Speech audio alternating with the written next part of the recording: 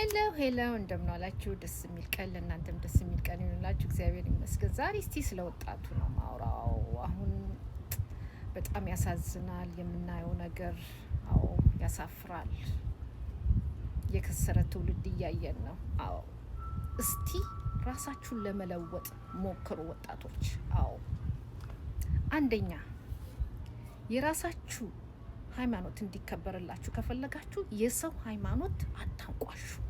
ሚዲያ ላይ ወጣችሁ የሰው ሃይማኖት ማንቋሸሽ this የወረደ ነው። በጣም አን ኤጁኬሽን ኦኬ። ሁለተኛ ጊዜያችሁን አታባክኑ። ጊዜ አሁን የወጣትነት ጊዜ ወርቃማ ጊዜ ነው። ራስን ለመለወጥ፣ ራስን ለማሻሻል፣ አገርን ለመለወጥ፣ ቤተሰብን ለመለወጥ ወርቃማ ጊዜ ነው። ጊዜያችሁን አታባክኑ። አዎ ሶስተኛ ሚዲያ ላይ ወጣችሁ ሴትን ልጅ መምታት፣ ያንግ ሆነ ሴትን ልጅ በጥፊ መምታት ካሜራ ገጥማችሁ ምን የሚሉት ነው? እባካችሁ ስህተት አትስሩ። መማር ጥሩ ነው። 1 ዲግሪ ካላችሁ 2-3 ዲግሪ ለመስራት ጣሩ።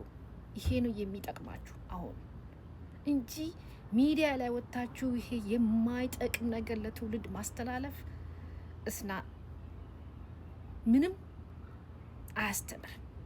ኦኬ እስቲ ለመማር ሞክሩ። ጊዜያችሁን አታባክኑ። ተማሩ፣ ተለወጡ። ይሄ ነው የሚጠቅመው። ኦኬ ባይ